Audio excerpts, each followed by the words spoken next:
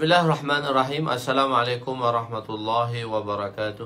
Subhanaka la ilma lana illa ma 'allamtana innaka antal alimul hakim. Wa la hawla wa la quwwata illa billahil aliyyil azim. Rabbi yassir wa la tu'assir wa tammim bil khair. Ya Fattah wa bika nasta'in. Nahmaduhu wa nusalli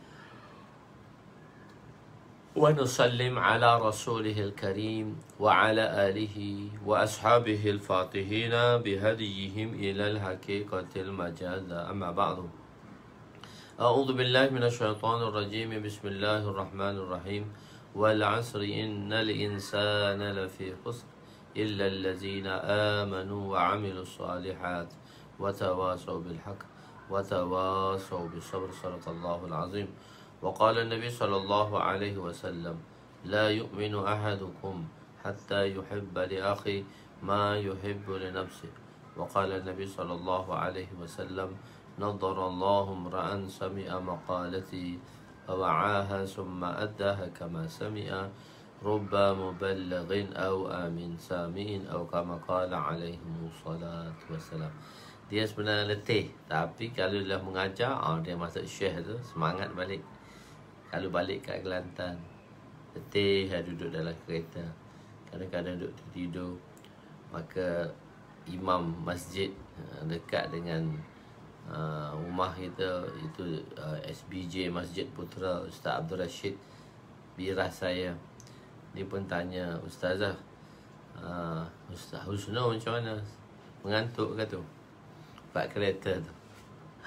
Ustazah kata, tanya dia, kalau ceramah tu segar terus tu. Alhamdulillah, ceramah tergar terus. Semangat jumpa pelajar-pelajar, jumpa tuan-tuan yang mulia. Keberkatan tuan-tuan saya pun dapat rasai. Semangat tuan-tuan saya pun dapat rasai. Kehebatan tuan-tuan saya pun boleh tumpang sama-sama. Saya tumpang tuan-tuan saja. Masya Allah, tumpang kebaikan tuan-tuan. Doalah untuk saya. Saya bagi sedikit sebanyak, semoga Allah SWT bagi manfaat. Okey, tak sihat okey, alhamdulillah sihat. Alhamdulillah buat masa sekarang Allah Taala bagi sihat lagi, tak ada penyakit apa-apa lagi. Okey, tidur okey, okey. Kadang-kadang mengantuk tu ada sikit-sikit. Ya, bismillahirrahmanirrahim. Kita berada di muka surat 265,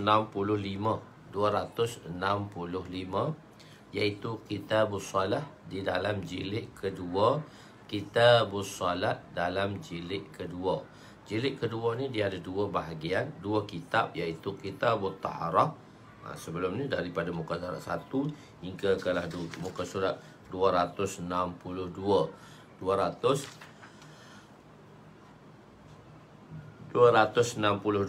Itu Kitabut Taharah. Jadi yang Kitabut Taharah ni kita adakannya dengan sesi daurah lah. Mungkin insya-Allah kot dalam 3 kali daurah lagi. Bulan 7 akhir ni dan bulan 8 2 kali. So insya-Allah lah bulan 9 kita akan masuk Kitabul Janaiz insya-Allah untuk daurah Kitabul Janaiz. Kita blok kitab ketiga, sebab blok kitab ketiga masih lagi di dalam Kitabus Salat. So hari ini kita masuk secara Kitabus Salat ni saya buat secara umum lah. Masya Allah. Bismillahirrahmanirrahim. Kitabus Salah datang selepas Kitabul Iman. Kerana tanpa iman seorang itu tidak akan menuju ke syurga. Kalau tak ada iman, seseorang itu tak akan masuk syurga. Sebab syarat untuk masuk syurga ialah iman. Amalan adalah merupakan untuk menentukan tempat darjatnya di syurga. Tapi untuk masuk syurga itu dengan rahmat Allah SWT. Muka surat berapa? Muka surat 265. Kitabus Salat ini ialah muka surat 265. Dia ada di antara Kitabut Taharah dengan Kitabus Salat, dia ada helaian biru tu. So helaian biru di tengah tu menandakan dia satu kitab baru lah. Satu kitab baru. Dia ada helaian biru. Kitabus Salah ada helaian biru tadi. Khair. Tanpa iman juga ibadat tak akan diterima. Tanpa ada iman Tanpa ada iman, maka ibadat tidak akan diterima. Ibadat yang paling penting, di antara ibadat yang terpenting ialah solat lah. Nabi kata sejuk pandangan mataku dengan solat. Perintah-perintah yang lain Allah SWT utuskan Sayyidina Jibril untuk sampaikannya. Tetapi untuk perintah solat, Allah sendiri iklannya di langit. Allah SWT mi'rajkan Nabi untuk menerima perintah solat. Ihtimam, penekanan. Kenapa perintah-perintah lain hanya diturunkan melalui Jibril dengan wahyu, diturunkan melalui Jibril ke dunia ini. Tetapi perintah solat dipanggil secara khusus. Ini satu penekanan untuk solat adalah lebih daripada dibandingkan dengan ibadat yang lain. Sebab penekanan ini lebih daripada ibadat yang lain. Perbezaan adalah pada maratib, iaitu tingkatan kedudukan. Jika seorang tetamu datang, maka layanannya diberi dengan layanan yang istimewa. Kadang-kadang tetamu datang dengan ad hoc, tanpa ada undangan atau tanpa diberitahu. Sedangkan tetamu yang datang tu besar. Jadi Masya Allah, kita pun tak dapat rasa ralat pula nak layan tetamu tu dengan baik. Sebab datang pun secara tiba-tiba. Begitulah orang yang datang tiba-tiba tu, dia kena sedialah bahawa kenapa datang tiba-tiba, tak beritahu daripada awal. Sebab perancangan itu adalah lebih baik. Perbezaannya, kedatangan fardu salat ini disambut dengan begitu mulia sehingga Nabi dijemput ke langit untuk menerimanya. Di Sidratul Muntaha, di situ untuk menerimanya. Pertanyaan ke atas solat, begitu juga tentang soalan-soalan yang ke atas solat melebihi pertanyaan ke atas amalan yang lain. Sebelum menunaikan solat, ia perlu berwuduk. Seorang itu perlu berwuduk, mandi, taharah dan sebagainya, seperti yang telah kita jelaskan atau sedang berjalan sekarang kitab taharah yang masih lagi di dalam daurah. Jadi siapa yang nak mengikuti kitab taharah ni, maka dia menyertai daurah lah. Jangan lupa daurah kita pada hari Jumaat nanti. Dan link dia pun telah diberikan, cuma tuan daftar saja di daurah tadi. Seumpama seorang yang dijemput menghadap raja di balai Rong Seri, nak terima pangkat apa tak tahu. Seumpama, maka seorang itu akan membuat persiapan. Jadi nak pergi jumpa raja, mesti buat persiapan, mandi, memakai pakaian yang terbaik dan sebagainya. Apatah lagi seorang yang akan menghadap Allah, raja, kepada segala raja. Takkan nak pakai t-shirt kan? Takkan kopiah tak ada atas kepala kan? Nak menghadap Allah, nak menghadap Allah, kopiah atas kepala pun tak ada. Serban tu jauh lah. Pakai t-shirt pula, pakai seluar pen pula. Alah, nak menghadap Allah. Kalau kita nak menghadap raja, kalau kita pakai macam tu, benar masuk tak? Raja benar masuk tak balai Rong Seri? Boleh tak masuk? Pintu istana lagi dia tahan, tak boleh masuk. Ni orang mana ni nak masuk? Begitulah juga kita untuk menghadap Allah Subhanahu Wa Taala, maka kita mesti memakai pakaian yang terbaik. Untuk walaupun pakaian-pakaian lain diharuskan, tapi pakailah dengan pakaian-pakaian yang terbaik. Allah, maka lebih aulalah dia membuat persiapan yang terbaik. Masya Allah, dengan atarnya, dengan wanginya, Masya Allah, dengan serbannya, dengan ridaknya, Masya Allah, dengan pakaiannya yang cantik, Masya Allah. Itu sebab kita nak menghadap Allah, kita nak menghadap yang maha agung, kita nak menghadap yang maha perkasa, kita nak menghadap yang maha segala-galanya, yang maha pemberi rezeki, yang maha mengetahui, yang maha melihat, yang maha segala-galanya. Pertanyaan, setelah selesai kitab taharah dan segala bab yang berkaitan dengannya, kitab taharah kita sedang dalam belajar, tapi kalau maksudnya kitab solat ni selepas kitab taharah lah. Barulah dimulai dengan kitab solat, kemudian kitab puasa, zakat dan haji. Kitab haji dikemudiankan kerana segala ibadat yang sebelumnya adalah ibadat yang mufrad. Ibadat mufrad ni ibadat yang single. Dan ibadat haji itu ibadat yang murakkab, double, single. Mufrad ni makna perkataan dia single, ibadat yang tersendiri. Dan ibadat haji ni murakkab, dia partner. Dia partner. Jadi kemudian kita puasa, ibadat yang murakkab kerana ia adalah ibadat iaitu dari sudut maliyah, dari sudut kita menggunakan harta dan juga badaniyah. Itu ibadat haji lah.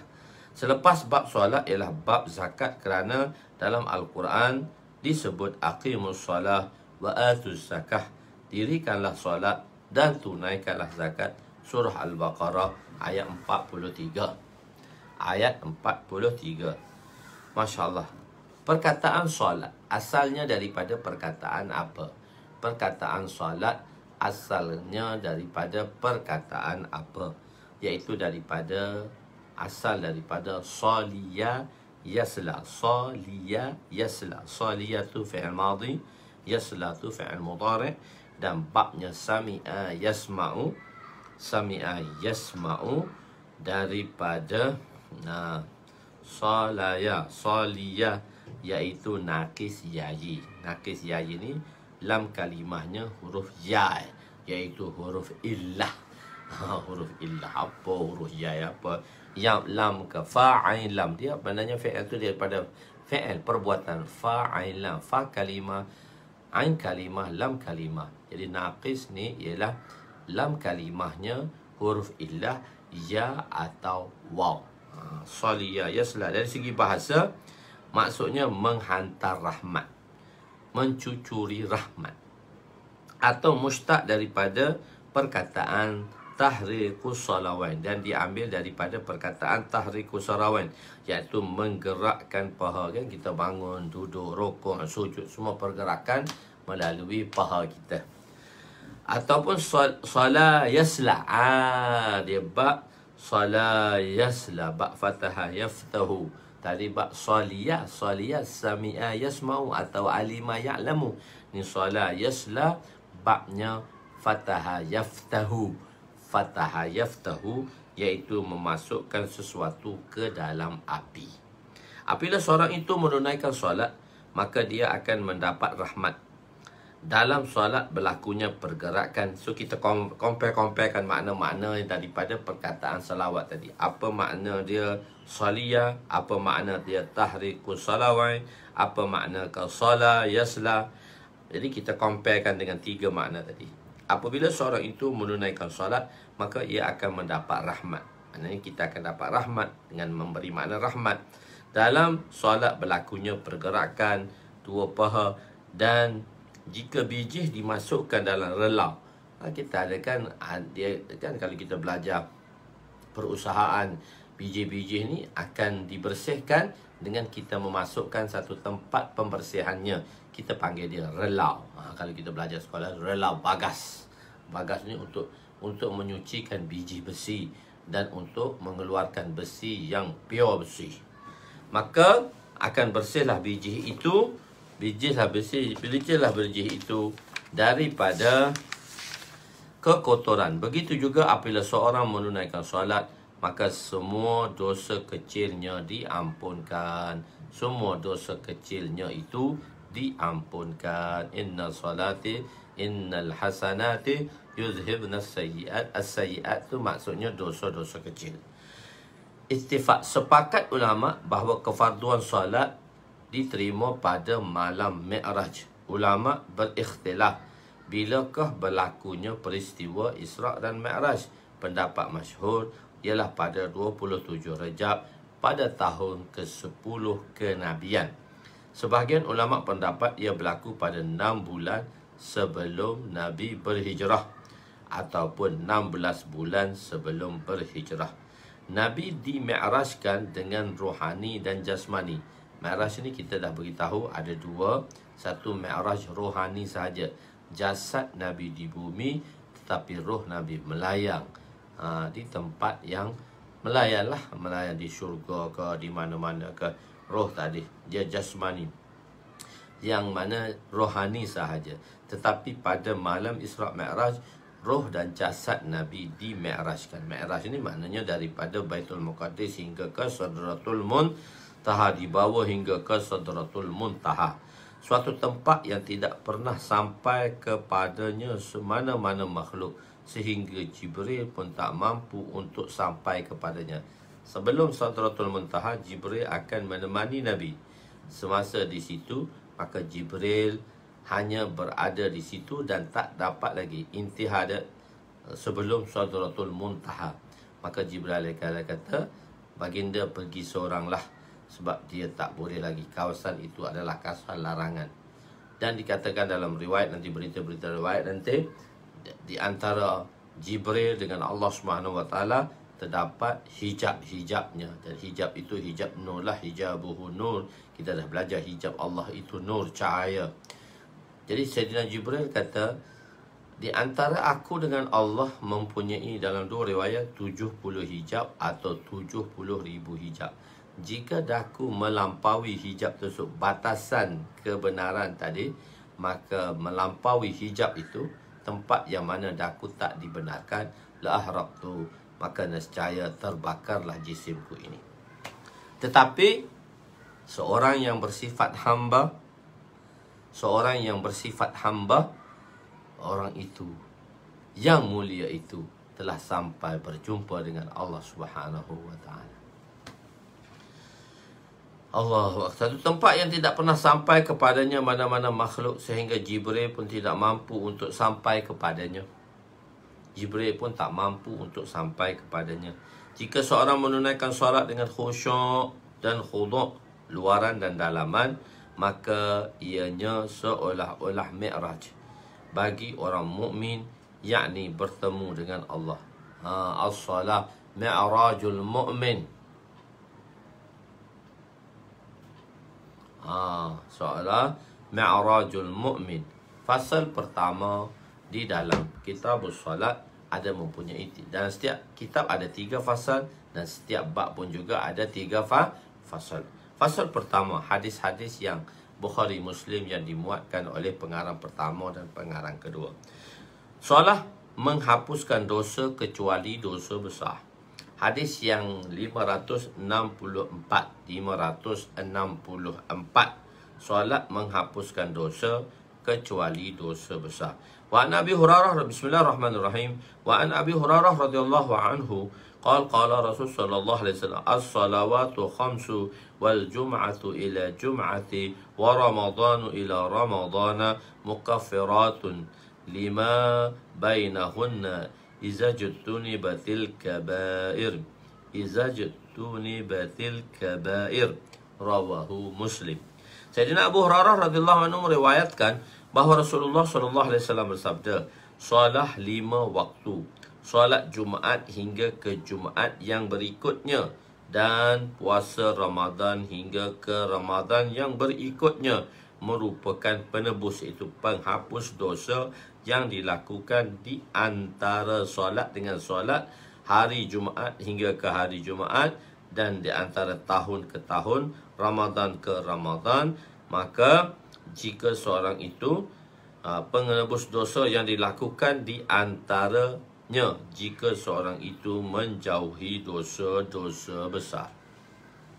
Perkataan penerangan, perkataan as-salawatu khamsu, yakni dosa yang dilakukan di antara solat yang ditunaikan dan solat selepasnya akan dimaafkan. Jika seorang itu menunaikan solat dengan sempurna, maka ia akan menjadi kafarah baginya dengan syarat dia tidak melakukan dosa besar. Kalimah iza, iza jutuni batil kabair. Pada kalimah iza tu sedikit perbahasan di kalangan ulama. Memberi makna yakin. Yani iza tadi nak memberi makna yakin. Yakin yakni secara yakinan semua dosa-dosanya akan dihapuskan jika tidak melakukan dosa besar. Maksudnya kalau dosa kecil ampun, dah dosa besar dah tak ada, habis semualah. Tetapi jika dia melakukan dosa besar, maka kemungkinan dosa-dosanya akan diampun. Makna yang kedua ialah jika seorang itu menunaikan solat dengan sempurna, zakat dan puasa haji dengan betul, maka dosa-dosa besar pun akan diampunkan. Makna pertama, lebih kita rajihkan lagi, hanya dosa kecil sahaja diampun, dosa besar tidak akan terampun illa man taba, kecuali kita bertaubat dan beristighfar. Sebab itu selepas kita mengerjakan solat dan kita memberi salam, antara tujuan satu salam, lepas salam tadi kita membaca istighfar, iaitu kita beristighfar dengan dua. Sebelum ni kita kata kita beristighfar tu kenapa? Kerana kita beristighfar tu kenapa? Kerana kekurangan di dalam penunaian perintah. Sebab itu kita beristighfar. Sebab itu salah satu daripada mensia-siakan perintah jika tidak dilakukan dengan sempurna. Okey. Kedua ialah tidak melakukan dengan sempurna. Okey. Kedua, saya cerita tentang pertama. Kedua tu apa yang nak diceritakan kedua ni? Okey. Amal yang dilakukan, maka pertamanya lebih rajihlah. Kedua tu sebab apa kita beristighfar. So dia bunyi kedua, apa poin kedua tu terlenyap dari ingatan. Maksudnya kenapa kita beristighfar. Jadi salah satunya kita beristighfar tadi sebab apa? Iaitu kita bertaubat, meminta ampun terhadap dosa-dosa kita, termasuklah dosa besar. Sesuatu amal yang dilakukan dengan betul, dengan sahih, ialah setelah melakukan amal, seorang itu beristighfar. Tanda amal tu betul, tanda amal orang lakukan dengan baik, selepas amal itu terdapatnya istighfar.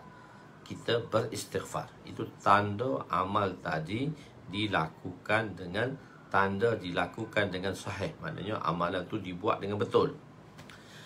Allahu Akbar. Juga mengisyaratkan kepada keistimewaan orang mukmin. Maksudnya, apa maksudnya? Iza jutunibatil kabair, orang mukmin ni bila dia panggil orang mukmin, makna dia orang tu tak buat dosa besar lah. Satu Islam dan satu mukmin. Satu Islam, satu mukmin. Satu Islam dan satu mukmin. Jadi Allah Subhanahu Wa Taala membantu siapa? Orang Islam ke orang mukmin? Allah Subhanahu Wa Taala tidak akan membantu orang Islam. Bahkan Allah Subhanahu Wa Taala akan membantu orang-orang yang mukmin. Orang mukmin, Allah Subhanahu Wa Taala, wa kana haqqan alaina nasrul mu'minin. Dan wakana haqqan alaina, dan telah menjadi kewajipan ke atas kami apa yang Allah ambil tanggungjawab dia tu. Wakana haqqan, hak mesti kita benarkan, bukan hanya membenarkan saja, bukan hanya menerima berita itu benar. Haqqan telah kita jelaskan dulu, maknanya membenarkan. Sidqan ialah berita itu apabila sama dengan peristiwa, maka berita itu benar.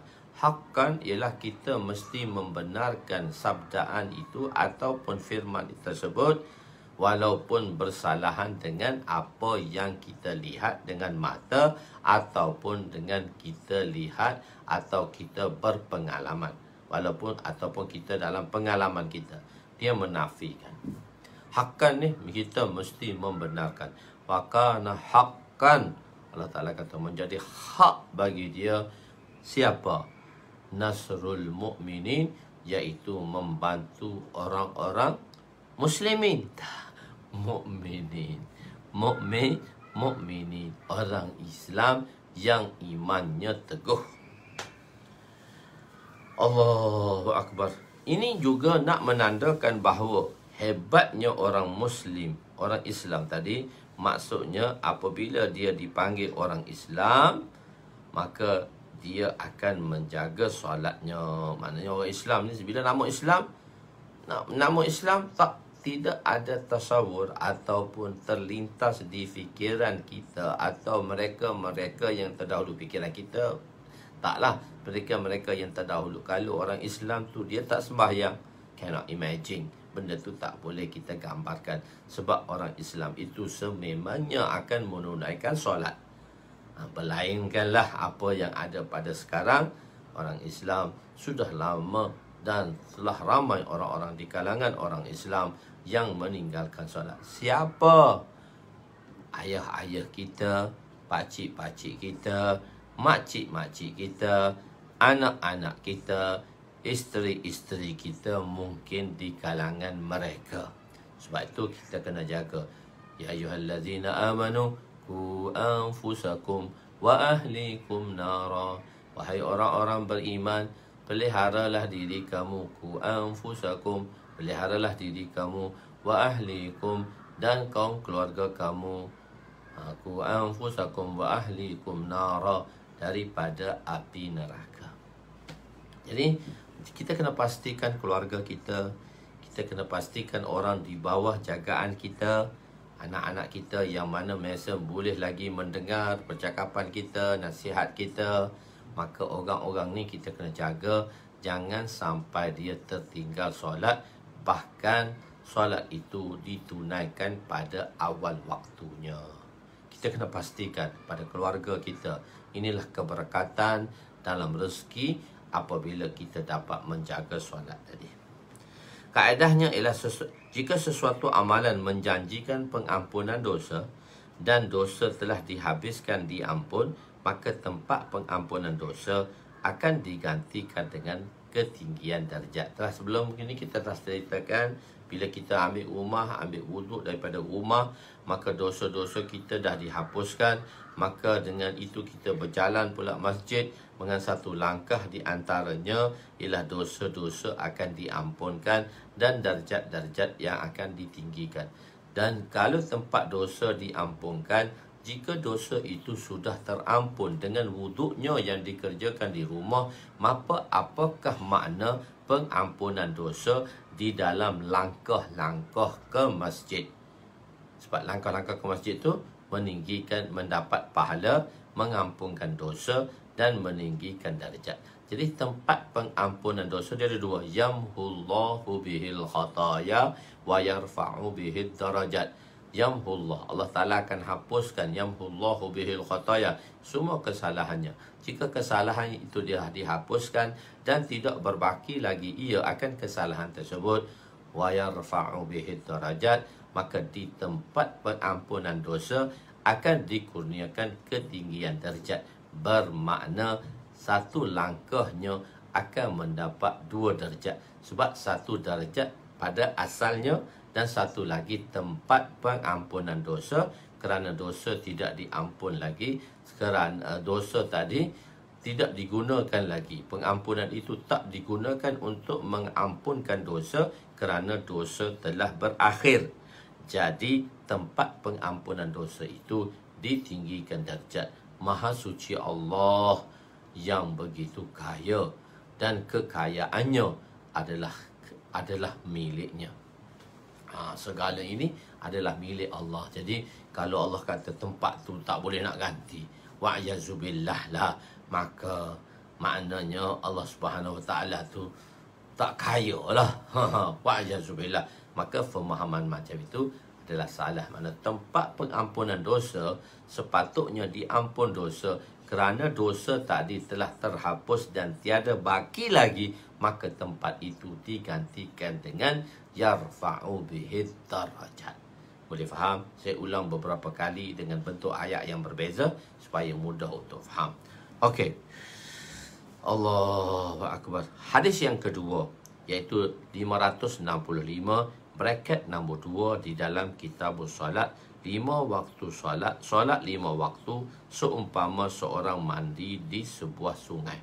Bismillahirrahmanirrahim. Wa an Abi Hurairah radhiyallahu anhu qala Rasul sallallahu alaihi wasallam, ara'aitum law anna nahran bi babi ahadikum yaghtasilu bihi kulla yawmin khamsa hal yabqa min daranihi syai'? Qalu la yabqa min daranihi syai'. Qala fadzalika masalus salawatil khamsi yamhullahu bihinnal khataya. Muttafaqun alaih. Khair. Sayyidina Abu Hurairah radhiyallahu anhu meriwayatkan bahawa Rasulullah sallallahu alaihi wasallam bersabda, "Apakah pendapat kamu jika terdapat sebuah sungai di hadapan pintu rumah seseorang daripada kamu, lalu dia mandi di dalam sungai tersebut setiap hari? Adakah masih terdapat kotoran yang berbaki padanya?" Sahabat radhiyallahu anhum berkata, "Tidak berbaki kotorannya, walaupun sikit pun tak ada. Dah mandi hari-hari." Baginda SAW bersabda, "Demikianlah perumpamaan solat 5 waktu. Allah akan menghapuskan dosa dengannya." Allah akan hapuskan dosa. Penerangan, 5 kali mandi ditasbihkan, dimisalkan dengan 5 kali solat. Nabi bersabda SAW dalam bentuk mubalaghah, yakni nak menunjukkan perkara tadi besar, nak mubalaghah, nak membangkitkan benda tu jadi besar, nak membesar-besarkan perkara tadi. Kemudian kerana mengikut kaedah sesuatu yang ma'kul, secara maknawi. Satu yang ma'kul ni daripada perkataan akal. Ma'kul benda yang ada di akal, itu dalam bentuk makna. Benda mula-mula perkara duduk dalam akal dalam bentuk makna, maka dilafazkan oleh lidah, itu dalam bentuk perkataan bagi menerangkan apa yang berada di benuk fikirannya. Sebab itu kalam lafzi akan menerangkan ma'ani ataupun perkara-perkara yang ma'kul, yang terfikir di akal. Sebab tu kita berhajat kepada kalam lafzi. Kalau kita belajar mantik, yang paling pentingnya ialah dalalah lafziyah wad'iyah. Wad' itu perkataan yang mana adanya huruf hijaiyah dan adanya gabungan-gabungan perkataan yang akan mengeluarkan satu pronouns perkataan, dan perkataan itu menunjukkan makna apa yang nak disampaikan. Sebab tu kalau satu orang tu dia nak sampai tanpa perkataan, so tak ada perkataan. Jadi sebab tu kadang-kadang menulis atau berbicara mesti ada mesti ada susunan, yang mana susunan itu supaya dapat difahamkan setelah lontaran. Sebab tu kita panggil dia kalam tu, maksud dia lontaran perkataan yang dilontarkan oleh yang bercakap, iaitu mutakallim, supaya yang mendengar sami itu memahaminya.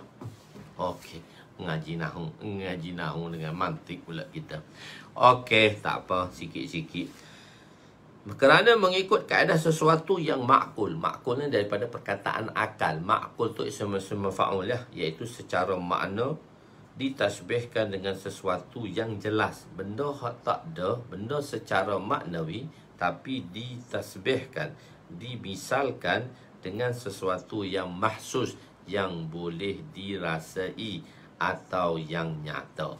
Nyata ni dua lah, boleh rasa atau boleh lihat dengan 5 panca indera. Nyata ni bila ada 5 panca indera, iaitu dengan melihat, dengan mendengar, dengan merasa, dengan menyentuh dan menghidu. Itu dipanggil ahwasu khamsah, iaitu mendapat mengetahui sesuatu dengan 5 benda luaran ini. Itu benda yang nyata. Nyatanya tak kira lah dari sudut bau ke, dari sudut dengar ke, dari sudut rasa ke, daripada sudut sentuh ke, atau dari sudut lihat ke. Okey.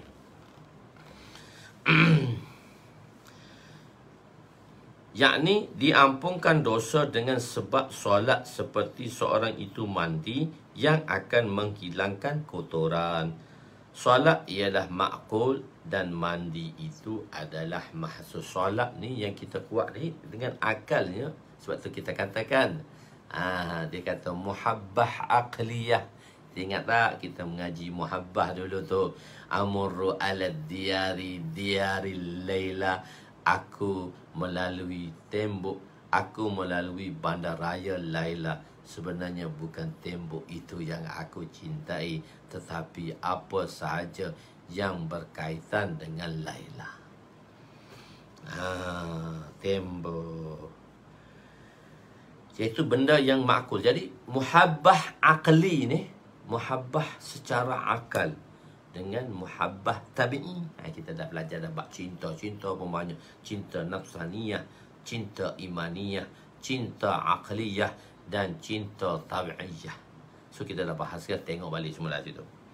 Okey, jadi benda yang makul. Solat ni satu benda yang makul. Makul macam mana? Kita mesti percaya pada akal kita, dengan solat ni kita ampun dosa. Macam mana nak tahu benda tu? Dinyatakan dalam bentuk yang nyata, iaitu mandi. Macam orang mandi lah. Ada tak kotor pada badan dia? Takkan ada lagi. Mesti dah hilang kekotoran tadi. Begitulah dengan solat. Secara akalnya kita kena terima dan beriman bahawa dengan ini Allah Subhanahu Wa Taala akan mengampunkan dosa, dan iaitu kekotoran batin tadi, iaitu dosa. Kekotoran zahir itu debu dan sebagainya lah. Okey. Dengan melakukan solat maka dosa akan dihapuskan. Maknanya dosa itu dihapuskan atau dosa itu dipadamkan daripada, tulis dah, lepas tu padam dengan eraser dah. Tulis dengan apa? Tulis dengan kalam saja, iaitu bukan dengan pen. Dengan kalam, dengan pensel, dengan karbon tu mudah sapu. Begitulah. Malaikat dia tulis dulu, lepas tu dia sapu balik. Dihapuskan atau dipadamkan, sama je. Hadis yang seterusnya 566, bracket ketiga, solat penghapus dosa. Diberitahu fadilat dulu. Wa Nabi Mas'ud radhiyallahu anhu qala anna rajulan asaba min imra'atin قبلة فأتى النبي صلى الله عليه وسلم فأخبره فأنزل الله تعالى أقم الصلاة طرفي النهار وزلفا من الليل إن الحسنات يذهبن السيئات. Surah Hud ayat 114. قال الرجل يا رسول الله إلى هذا قال لجميع أمتي كلهم وفي رواية لمن amila biha min ummati, muttafaqun alaih. Okey, Sayyidina Ibnu Mas'ud radhiyallahu anhu, Abdullah bin Mas'ud radhiyallahu anhu berkata, sesungguhnya seorang lelaki telah mencium wanita, lalu dia pergi berjumpa dengan Nabi, lalu menceritakan hal tersebut. Maka Allah menurunkan ayat kepada Rasulullah, wa aqimis salat tarafayin nahar wa zulfan minal lail innal hasanati yuzhibna as-sayyi'at zalika zikra liz-zakirin. Dan dirikanlah sembahyang, wahai Muhammad, engkau dan umatmu pada dua bahagian siang, iaitu pagi dan petang, dan pada ketika yang berhampiran dengannya daripada waktu malam. Sesungguhnya amal kebajikan, terutama sembahyang, itu menghapuskan kejahatan. Perintah-perintah Allah yang demikian adalah menjadi peringatan bagi orang yang mahu ingat, yang mahu beringat. Surah Hud ayat 114. Maka lelaki itu berkata, adakah perkara ini hanya untuk aku sahaja dalam bab ni? Baginda bersabda, tak, bukan kau seorang, untuk semua umatku. Siapa buat dosa dengan sembahyang ni, Allah ampun dosa dia. Dalam riwayat yang lain, untuk umatku yang mengamalkan solat ini. Muttafaqun alaih riwayatnya. Oleh kerana sahabat tersebut tadi, oleh kerana perbuatan mencium seseorang yang ajnabi, bukan mahram dia, maka itu adalah perbuatan aib dan dosa. Oleh itu, adat yang mubarakah, iaitu adat yang mulia pada sahabat, ialah mereka tidak akan menceritakan siapakah pelakunya. Innamal a'malu binniyat. Kita dah belajar dia siapa nama muhajir tadi yang nak berhijrah kerana nak berkahwin dengan Ummul Qais atau Qailah namanya yang sebenar radhiyallahu anha. Maka tak dicerita nama rajul itu, hanya disebut dengan satu gelaran Muhajir Ummul Qais, seorang yang berhijrah kerana nak meminang atau berkahwin dengan seorang wanita yang bernama Ummul Qais. Jadi nama dia, Masya Allah, 124,000 dapat menyimpan rahsia dan tidak menceritakan siapakah nama sahabat tadi. Inilah adat yang mulia, adat mubarakah yang terdapat pada sahabat apabila sesuatu pekerjaan yang aib yang dilakukan oleh seorang, sama ada sengaja maupun tidak sengaja, maka tidak diceritakan siapa pelakunya, hanya digunakan dengan perkataan rajul, lelaki. Kerana dua konsep. Satu tu, kita untuk menyimpan keaiban saudara kita. Dengan kita menyimpan keaiban saudara kita, Allah Subhanahu Wa Taala akan menyimpan dan menyembunyikan keaiban kita pada hari yang mana tak ada siapa yang boleh menyorok atau melindungi segala dosa-dosanya illa man rahima rabbi, kecuali orang yang mana Allah telah merahmati dan memberi kerahimannya. Allahu Akbar. Jadi tak cerita, mereka tidak akan menceritakan siapakah pelaku tadi, laki tadi siapa, sahabi atau sahabat lah.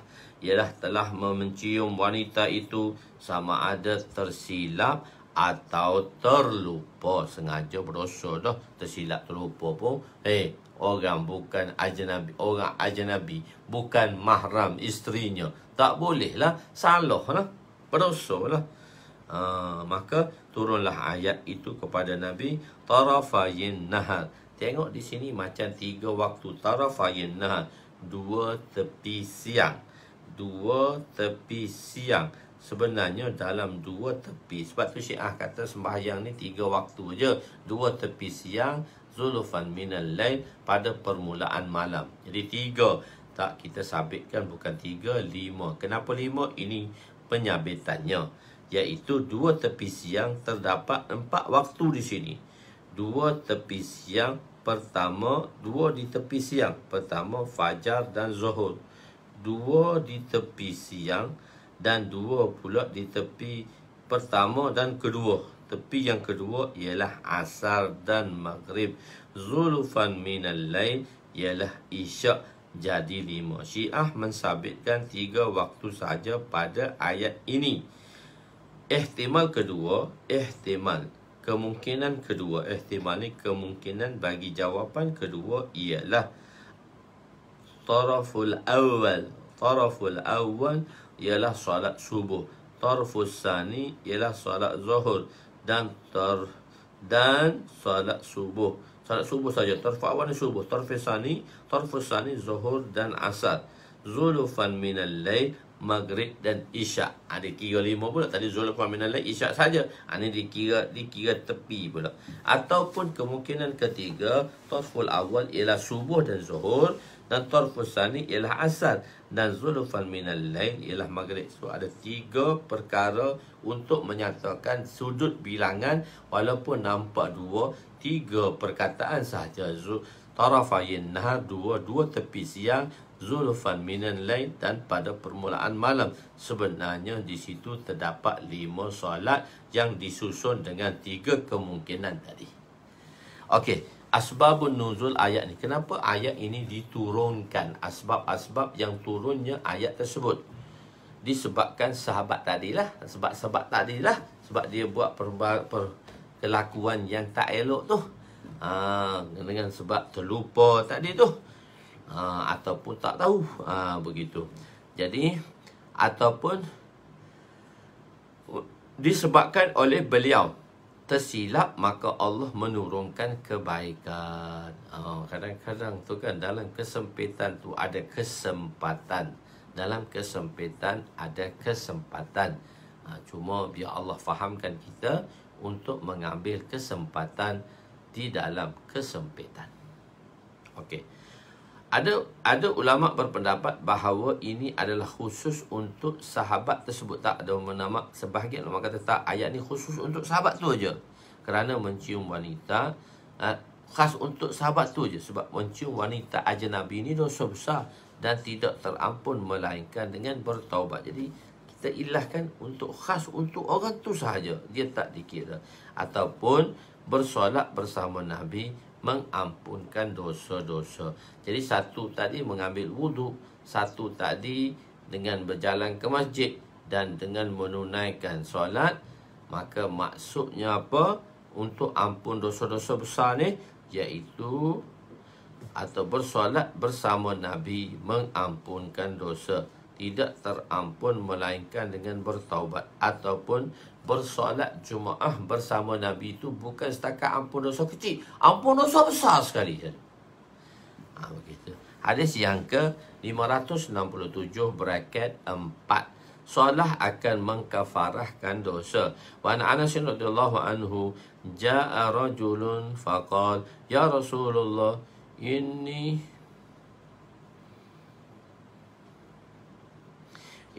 asabtu haddan fa'akimhu alayya. Qala wa lam yas'alhu anhu. Hadiratis salatu fasalla ma'a Rasulillahi sallallahu alaihi wasallam. Falamma qadha an-nabiy sallallahu alaihi wasallam qama ar-rajulu faqala ya Rasulullah inni asabtu hadda fa'akim fi kitabillah. Qala fa inna Allah azza wa jalla qad ghafara laka dhanbak aw haddak. Muttafaqun alaih. Sayyidina Anas bin Malik radhiyallahu anhu berkata, seorang lelaki telah datang lalu berkata, yakni bertanya kepada Nabi, berkata kepada Nabi, ya Rasulullah sallallahu alaihi wasallam. Tak, kalau ya Rasulullah tak perlu sebut sallallahu alaihi wasallam, sebab ya Rasulullah itu adalah perkataan khitab dan tak perlu diucapnya sallallahu alaihi wasallam. Kalau nak ucap pun tak apa, tapi dia bukan nak ucap pun tak apa, tak salah. Ustaz, kalau kita ucap salah ke?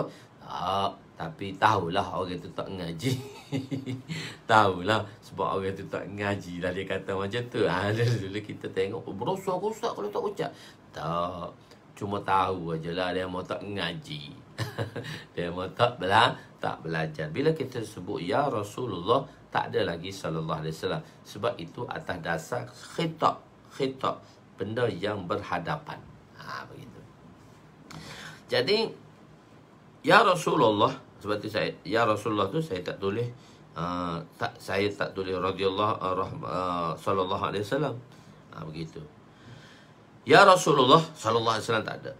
Sebab tu tak perlu ditulis dan tak perlu dibaca. Sesungguhnya aku telah melakukan kesalahan yang mewajibkan hukum Allah. Haddan tu hukum Allah lah, hukum had. Jadi haddan tu singular, hudud tu ialah plural. Cuma kita menggunakan perkataan plural di dalam bahasa Arab dijadikan makna singular di dalam bahasa Melayu. Makna mufrad satu makna, satu kata satu perkataan lah untuk benda yang satu. Gitu, singular lah. Kita menggunakan nama plural di dalam bahasa Arab dijadikan dengan nama singular. Hudud, yakni hukum Allah lah, melampaui hukum Allah. Dia ada batasan, dia ada had, batasan. Tapi kalau batasan, maka dia panggil hudud. Tapi tak apalah, hukum hudud. Sebenarnya benda tu tahsil lihasil, benda sama. Tapi tak apa, dalam bahasa Melayu dia beza, hukum lain, hudud lain. Sebenarnya benda serupa ya, hukum hudud. Jadi hukum had, hukumnya had.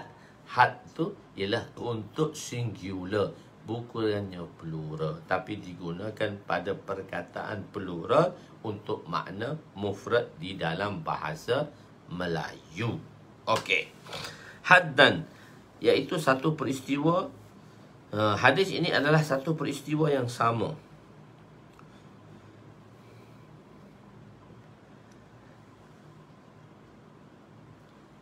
Tak habis.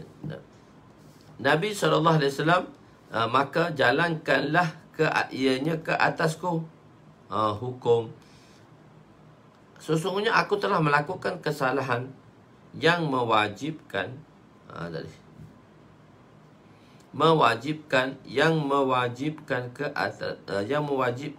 hukum Allah terhadapku, maka jalankanlah ia ke atasku. Perawi berkata, Nabi pun tidak bertanya tentang perkara ini.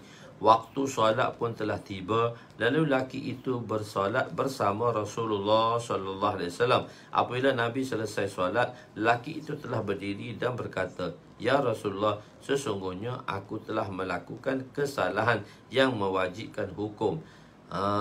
Jalankanlah hukuman tersebut mengikut kitabullah. Baginda sallallahu alaihi wasallam bersabda, tidakkah kamu bersolat bersama kami? Dia berkata, ya. Baginda bersabda, sesungguhnya Allah telah mengampuni dosa kamu, atau Allah telah menggugurkan hukuman ke atas kamu. Hadis riwayat muttafaq alaih. Okey, hadis ini adalah satu peristiwa. Hadis ini sama ada peristiwa yang sama dengan hadis sebelumnya atau peristiwa yang berbeza. Kedua-duanya adalah berkemungkinan. Tadi kan anna rajulan asaba, seorang lelaki. Ini asabtu, lelaki itu pula kata aku pula. Jadi seolah-olah dua hadis ini, adakah dia dalam satu cerita, satu peristiwa tu ceritalah, dan ataupun kedua hadis ini sama dengan dua peristiwa yang berbeza. So dua-dua boleh kita masukkan. Satu cerita, dua hadis, satu peristiwa pun boleh, atau dua hadis, dua peristiwa pun boleh. Tapi mesti adalah ada penterjihannya, ada iktibar. Sudut mana kita kata dia tu satu cerita daripada dua hadis ini. Sudut mana kita akan kata dia dua cerita, dua peristiwa dengan dua hadis. Okey, maknanya kedua-dua berkemungkinan. Okey. Hadd ialah balasan syar'i. Had ialah balasan syarak, balasan yang ditetapkan oleh syarak. Syarak tu siapa? Syarak tu hukum syarak lah, yang ditetapkan oleh syarik. Syarik tu siapa? Allah Ta'ala dan Nabi. Tapi hakikatnya syarik itu Allah Ta'ala saja. Tapi boleh juga Nabi itu dipanggil sahibus syarik secara majazi, iaitu panggilan kedua, bukannya hakiki, maknanya yang pertama. Kena faham? Tegas soal tu jelas ada tu. Okey, benda tu dah jelas dah. Tak mengantuk. Saya tuan-tuan yang mengantuk ni, saya dah terang 1, 2, 3 kali pada tuan-tuan. Tak mengaku. Detik lah, mengantuk lah juga tu. Tapi dah segar dah, okey dah, relax dah. Had ialah balasan syarak. Inilah setinggi-tinggi darjat sahabat, kerana sahabat ni orang yang hebat. Kenapa? Kerana mereka mengaku kesalahan yang dilakukan. Mengaku benda yang salah. Mengaku pada kesalahan. Dan bersedia menerima hukuman daripada Allah. Apabila seorang itu melakukan kesalahan, maka dia telah perlu memberitahu kesalahannya kepada mursyidnya untuk tujuan pengislahan.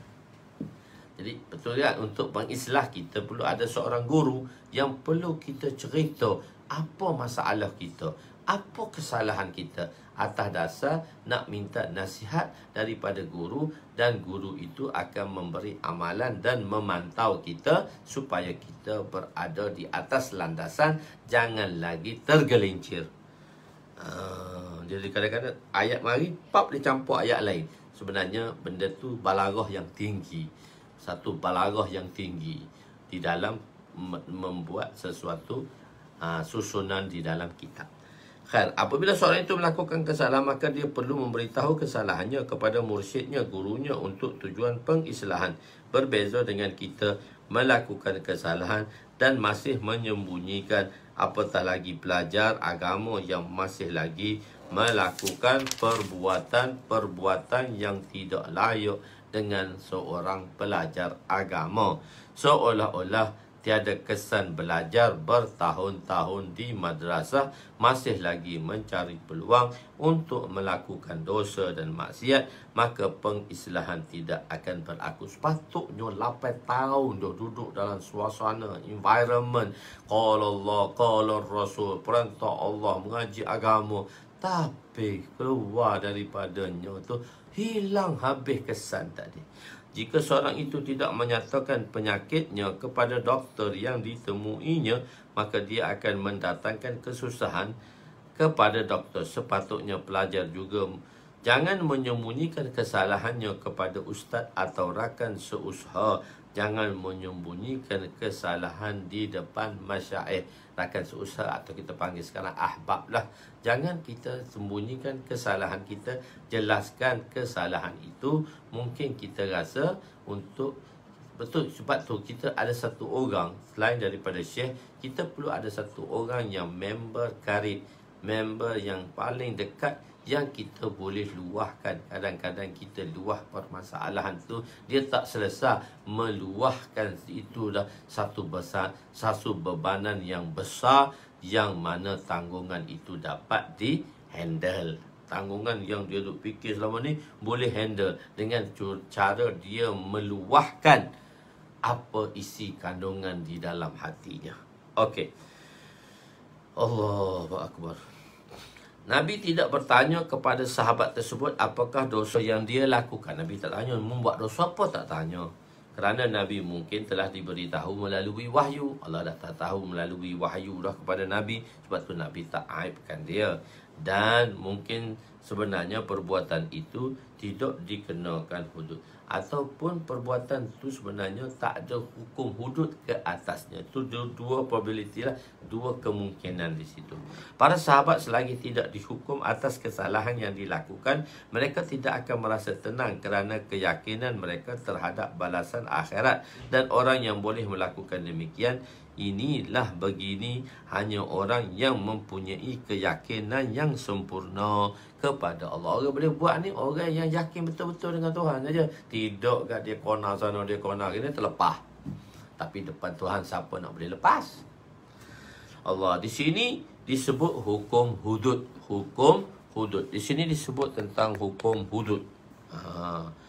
Perkara yang menyebabkan hudud ialah dosa-dosa besar. Maknanya hukum yang dikenakan, hukum hudud ni, hukum had lah, dalam Arab panggil had. Kalau jamak dia hudud. Hudud ni ialah perkara yang menyebabkan hudud, ialah dosa-dosa besar lah. Mana benda-benda yang dibuat dosa besar, maka hukuman hudud ini dikenakan perkara. Sedangkan para ulama menyatakan bahawa solat yang ditunaikan hanya menyebabkan dosa kecil sahaja yang diampun. Kenapa tak juga? Jawapannya ialah adalah keistimewaan sahabat tersebut. Ini khas untuk sahabat tadi. Di sini tidak disebut taubat, sedangkan sahabat tersebut telah bertaubat. Dan dia terkata syarat untuk dosa besar kena taubat. Takkanlah sahabat tak taubat, sebab di sini dia tak nak ceritakan tentang detail sesuatu perkara ke semua perkara, cuma di-highlightkan tentang perkara ini, tidak pada perkara yang lain. Begitu. Dosa kecil sahaja yang diampun. Di sini tidak disebabkan taubat, sedangkan disebut taubat. Tak sebut taubat pun, sedangkan sahabat tu pasti dia bertaubat. Oleh itu bukan sahaja beliau, sahabat tadi, menunaikan solat, bahkan solat bersama taubat. Maksudnya solat dan bertaubat. Jawapan ketiga ialah solat yang ditunaikan di belakang Nabi menyebabkan dosa besar juga dimaafkan. Ini special khas. Atau kemungkinan sahabat tersebut menganggap dosa yang dilakukan itu besar, sedangkan ianya kecil, yang diampun dengan mengerjakan solat. Jadi sahabat tu kata, dia mana? Maka Allah telah turunkan ayat. Dia kata untuk aku seorang, tak, untuk siapa sahaja yang datang selepas kamu ila yaumil qiyamah. Hukum ini selagi mana syarat ada ditepati, terma dan syarat ditepati, maka akan natijahnya atau hadiahnya akan diperolehi. Besar kecil tak kira, tapi ada hadiah.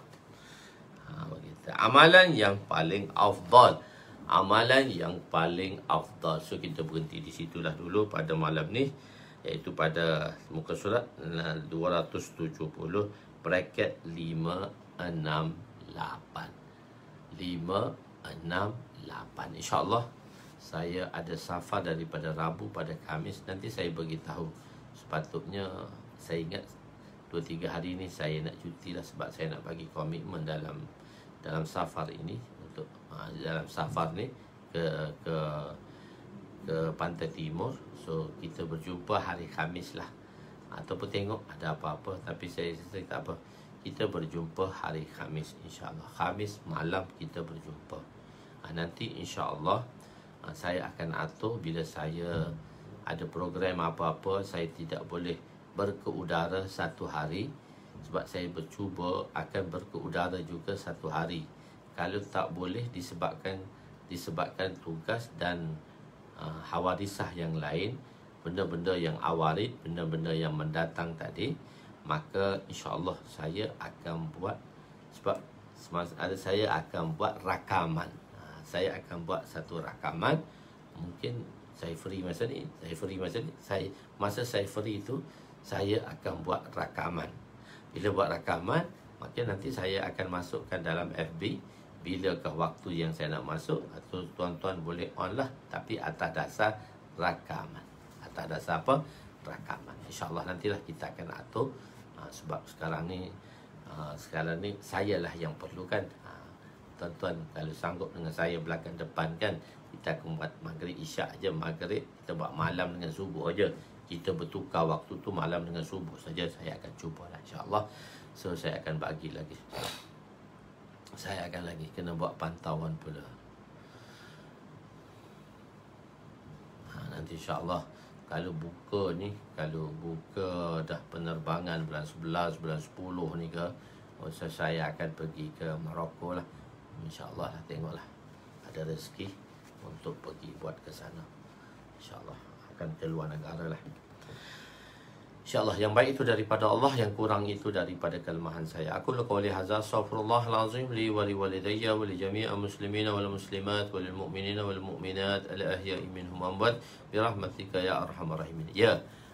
Jadi tuan-tuan jangan lupalah untuk berdaftar tu, sebab saya tidak berkeudara secara live selama 3 hari. Senin, Selasa, Rabu. Mungkin saya akan live dia pada hari Khamis tu. So hari Jumaat tu kita dah ada pengajian. Pada Khamis, Jumaat pagi kita ada pengajian umum. So Khamis malam tu ada, dan Jumaat pagi ada, dan Jumaat malam tu pada minggu depan ni, pada Jumaat yang akan datang ni, Jumaat Qadim ni, Jumaat yang akan datang ni, InsyaAllah di situ tuan-tuan berdaftarlah. Jangan lupa tuan-tuan kena berdaftar untuk kita menyertai daurah kita di sana insyaAllah. Saya dah susun tu insyaAllah.